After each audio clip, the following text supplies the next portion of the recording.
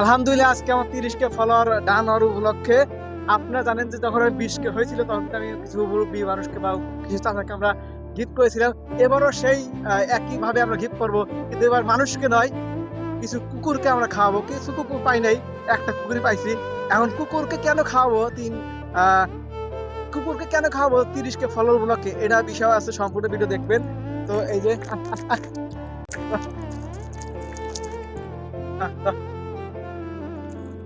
তো কুকুরকে কেন খাওয়াচ্ছে এর বিষয়ে সম্পূর্ণ বলবো আগে।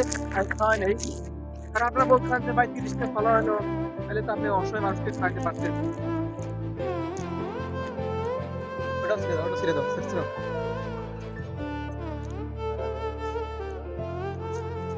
তো কুকুরকে কেন খাওয়াচ্ছি আপনারা বলতে অনেকে প্রশ্ন করতে পারেন যে ভাই একটা অসহায় মানুষকে চাইলে তো খাইতে পারতেন।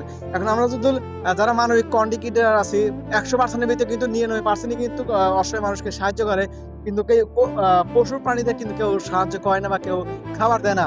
আর আমি ভাবলাম যে সবাই যদি একই রাস্তায় চলে যায় একটা জিনিসটা খারাপ দেখা যায়। আলাদাভাবে একটা কাজ করলাম যে কুকুরকেও আমরা খাওয়াচ্ছি, কারণ এই কুকুর হয়তো বা রুটির দাম 10 টাকা, 10 টাকা, 20 টাকা হইতে পারে, কিন্তু কিন্তু এই যে 20 টাকা রুটি আমি খাওয়াইলাম আজকে বা খাওয়াইতেছি, অবশ্যই আমাকে যদি 1 মাস পরেও সে আমার দেখে ক্ষমাটা, অবশ্যই আমাকে চিনবে এবং দৌড় দিয়ে আমার কাছে আসবে। এইটা হলো মানুষ আর হলো কুকুরের ভিতরে পার্থক্য। কারণ মানুষকে আপনি যদি আপনি জীবন দিয়েও দেন, তারপরেও সে দিন শেষে বলবে মানুষটা আসলে খারাপ ছিল, হ্যাঁ ও ভালো না, হ্যান ত্যান, ও তাকে অত কিছু পাই নাই, ও এটা দেয় সেটা দেয়। এরকম যে মানুষকে আপনি যত, একটা গান আছে না যে কলিজা ভুনা করে দিলে লবণ কমাইছে, যাই এরকম একটা গান ছিল। আর আজকে যে আমরা কুকুরে খাইলাম, এবার মানুষ কিভাবে দেখবে?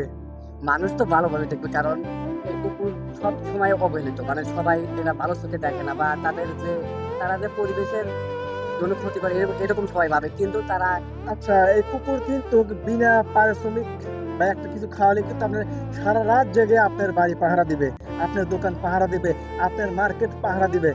তারপরে আপনারা যে যে লাখ লাখ টাকা দিয়ে বেতনে কর্মচারী রাখেন, সেই কর্মচারী রেখেও কিন্তু লাভ হয় না, কারণ দিন শেষে দেখবেন যে কর্মচারী চাইলে বেইমানি করতে পারে, কিন্তু কুকুর কখনো বেইমানি করবে না কারোর সাথে।